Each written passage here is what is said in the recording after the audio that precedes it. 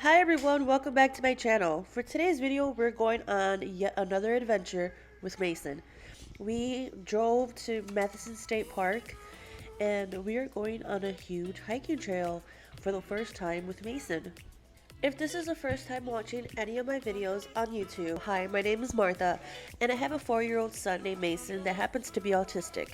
Recently, I started a series on my YouTube channel of different activities we do with Mason to help him overcome some of his fears, to work on some of his speech, and just to help him become more confident in doing things all by himself.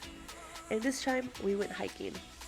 Some of the things that Mason does not like are getting dirty, bugs in his face, anything touching his feet, and doing things all by himself. Throughout this hike, we had to deal with all those things, and we had to reassure him that it's okay to get dirty. We had to stop and show him that all of us got dirty while we were hiking and that it's okay. And all we need to do is wipe it off and keep going. And every time he heard a buzzy noise or some insect flying right by his face or ears, he would start freaking out. And one thing that we all did was we kept singing the Shoe Fly Don't Bother Me song. And so then he started singing it, and that helped him so much to cope with the fear of insects flying right by his face and hearing those buzzy noises in his ear. Anything touching his feet or his toes is one thing he cannot stand. He hates it so much. So taking him hiking, I knew it was going to be a huge problem for him.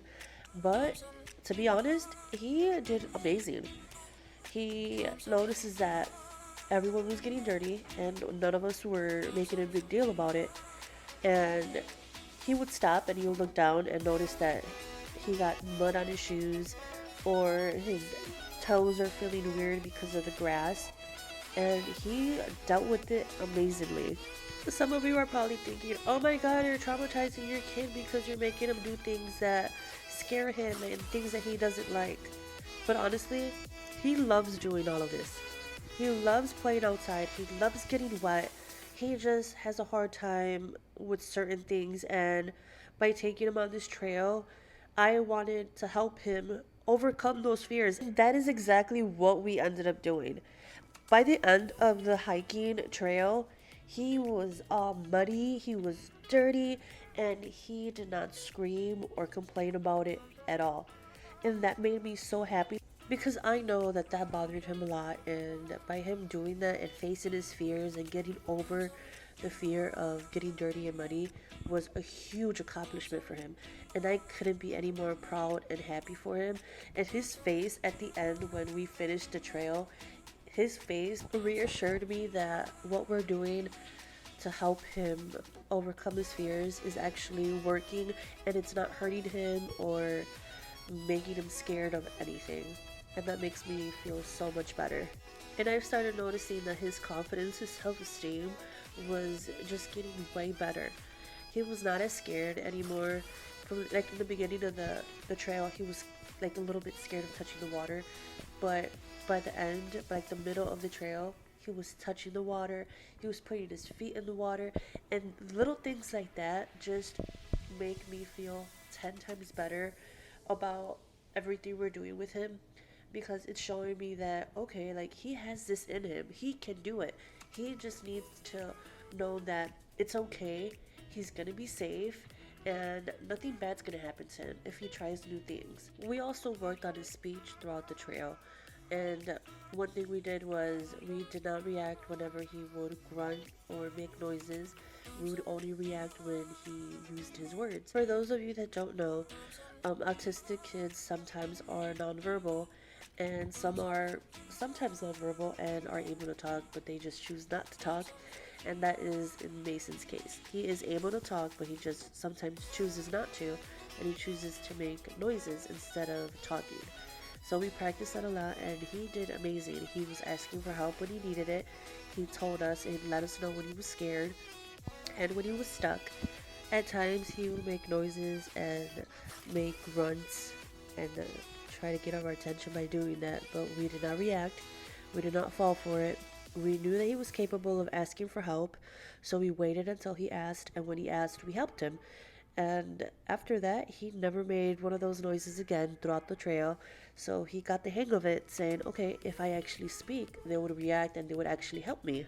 After we were done with the trail, we decided to go visit Graham, which is Mason's great grandmother. And since she lives so close to Matthiessen State Park, she lives like a couple minutes away. We decided to surprise her, and we did. And this is how it went.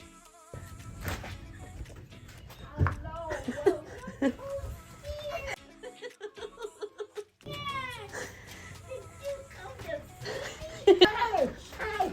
Can I help you? Good boy. Well, whoops.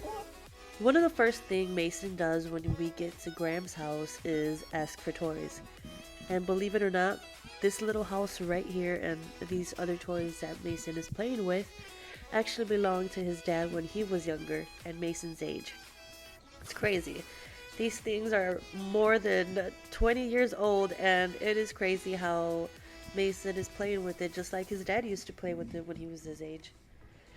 We also had a little lunch and we played cards with Graham, and this made her so happy, and I'm so happy that we get to spend a little bit of time with her, and it made her day. I wanted to show you guys how cool her house is. I honestly think it's pretty cool that she still has it decorated as it was back in the day. She has not changed it one bit, and I have to admit, it is pretty cool. Mason loves coming over, sleeping over, and spending time with Graham, but one thing that scares me, since she has a lot of little trinkets and like things made out of glass and things that are super super old that are really sentimental to her, I was scared that he was gonna touch things and break them, but surprisingly he doesn't do that. He just sticks to his toys and stays in the living room and really doesn't mess with anything else. Fun fact about Graham, she used to work at Marshall Fields. While she worked there, she would buy all these little trinkets that you see around the house. For example, the ones that are on top of the white cabinets. Until this day, she still has them, and they're all in good condition. And that's going to be it for today's video, guys. Thank you guys so much for watching and coming on this journey with Mason and the family. We really appreciate every single one of you guys. Don't forget to like, comment, share, and subscribe. And we'll see you guys next time. Bye!